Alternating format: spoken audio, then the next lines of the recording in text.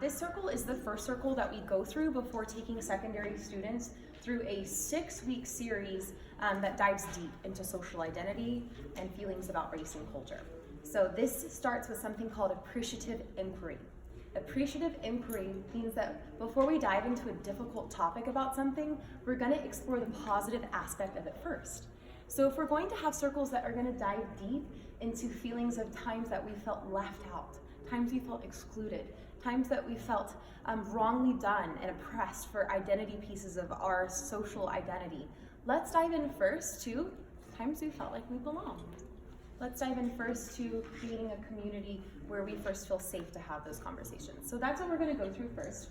I'm going to take you through the agreements just like I would with a classroom of 5-year-olds or a classroom of 15-year-olds or a classroom of a staff. And I'll have actually the entire room repeat those together just to get them in our minds. Sound good? Y'all ready for this? Okay. So the first agreement is, and I'll say it and you can just repeat after me, is respect the talking piece. Respect the talking piece.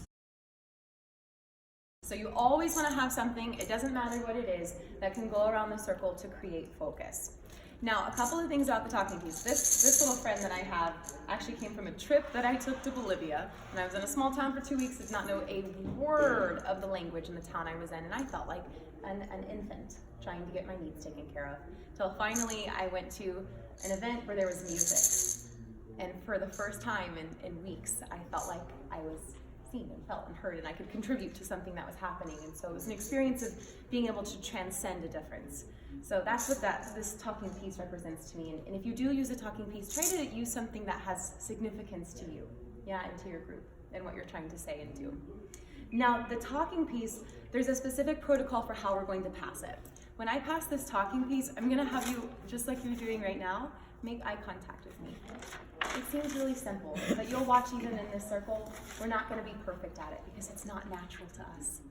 We don't spend time looking at each other in the eyes when we pass things, and ooh, that skill is a good thing to share and practice. Because just in that little moment of me handing you this piece, we can just practice it, there's a moment of recognition, right? I see you, I'm here with you, we're together, okay? So that one little piece goes a really long way in practicing that social skill, yeah? So that's the talking piece. It's really simple. When you got it, you talk. That's it. The second agreement is speak from the heart. Speak from the heart. You got it. You got it. So speaking from the heart means that you're going to do your best to be honest. You're going to do your best to be bold. And you're also going to do your best to be vulnerable. Now, the thing about vulnerability is it's not oversharing. I don't need all your deepest, darkest secrets. But I do want your honesty. I do want your realness and your rawness. And the truth about a circle is this. The first person in the circle who decides to be vulnerable will give everyone else in the circle permission to do the same thing. So I hope that's you. Any questions on that? All right, next one is listen from the heart. Listen from the heart. Okay. Listening from the heart is twofold. The first one is obvious. It's what you see on the outside. It means that while we're speaking or while someone else in the circle is speaking, we're not going to talk. We're going to be silent in that moment.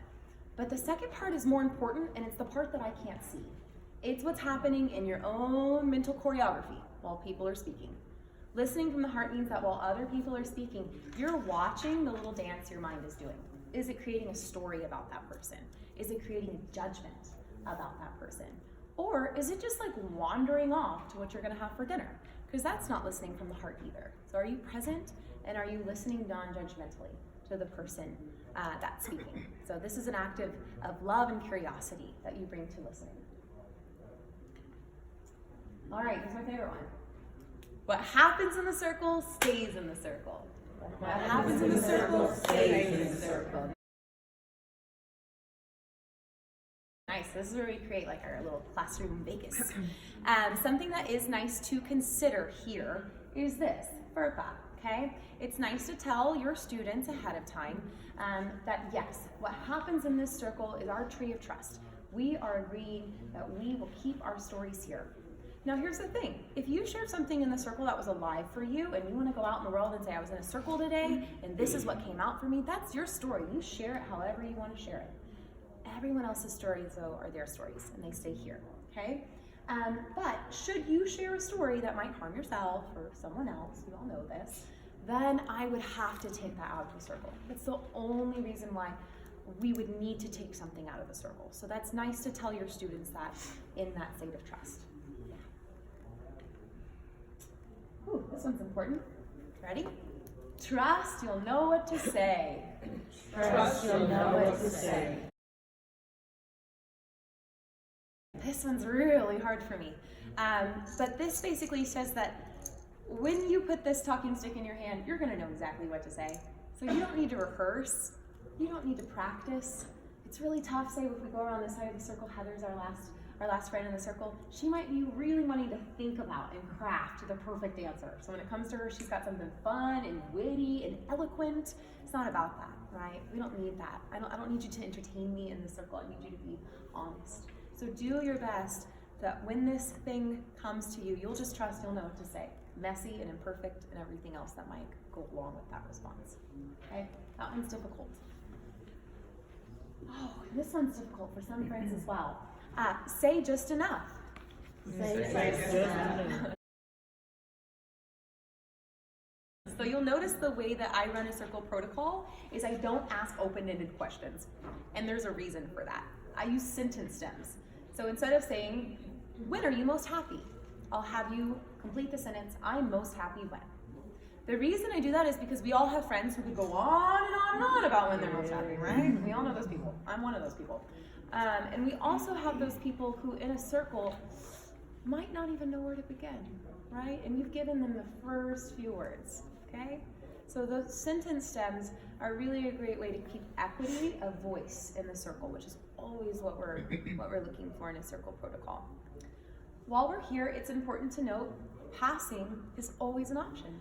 You can always say pass and move on. What I encourage you to notice though is if you have students who are passing a lot, to lean into that. I know particularly if you have English language learners, any SPED students, sometimes it's nice to give them the prompts ahead of time. Say, hey, we're gonna do a circle and here's what I'm gonna ask you to say, and then have them choose an answer and have them even rehearse it to you. So can you say that for me? So that by the time they get to it, they're ready to go. So lean into why they're passing, and it might mean that they need to be prepped a little bit beforehand, and that's okay too. Any questions on that before we get going into the circle? Okay, so I like to start with something called a mindfulness moment, which is just breathing, okay? One of my mentors, her name's Meena Srinivasan, and she's done a lot of work in equity, and particularly circling, and she says, we cannot solve the inequities of this world through breathing. We can't. But we cannot solve the inequities of this world without breathing a lot through the process, okay? So this just takes this moment to kind of center as a group and to take a relaxing moment. A little bit of a breath, quick tip, is that if you're doing a circle in the morning and your circle is like totally dead, you may want to have your students hold their breath on an inhale. This activates the sympathetic nervous system, which is the nervous system responsible for the fight or flight response. Usually we're like, no, we're avoiding that nervous system. That nervous system is okay. In fact, ideally we want balanced sympathetic and parasympathetic. Balanced activation and relaxation. That's where we're in a good state. So to take a breath in when we're tired actually gives us a little bit of energy when we might need it, yeah? To hold our breath on an exhale is going to be what decreases our energy, which is what we may need, about high noon when things are a little bit wild somewhere, okay? Yeah. So what are we feeling? Do we need to amp our energy up or down? Okay. All right. So I'm gonna have you uncross your legs. That's super helpful. Now here's the thing about breath is this. When you take a breath in, you want to feel your belly expand. Okay, that's the only way that you're getting a breath that's actually doing you any good. So just kind of keep that in mind. So we're going to lift our arms up, take a deep breath in, grab some air, hold it, exhale, let it go. Let's try that again. Deep breath in, grab it, hold it. You can tense your hands. Exhale, let it go. All right, nice. Good job, guys. All right, so the opening of every single circle is exactly the same, whether you've done this with students one time or a zillion times, because it's going to be a little bit different each time. So what you're going to do is you're going to say your name, and you're going to say, I bring. I bring. And what I mean by I bring is, I don't care if you brought your cell phone or your coffee. I want to know what you brought to this room today, to this circle. So this is kind of a value. Maybe you're bringing honesty or humor or curiosity or excitement. I also notice that people sometimes get frustrated when they're like, oh, that person took my word. None of that. That person shares that word with you. You now have a connection. So if someone says the word that you thought you were going to say, beautiful, great. Now you've got someone who's really connected to you in this moment, okay? So don't worry about any repeats. Say your name, and I bring. Eye contact as you pass the talking piece. That's the big challenge, okay? So my name is Sarah, and I bring an open mind.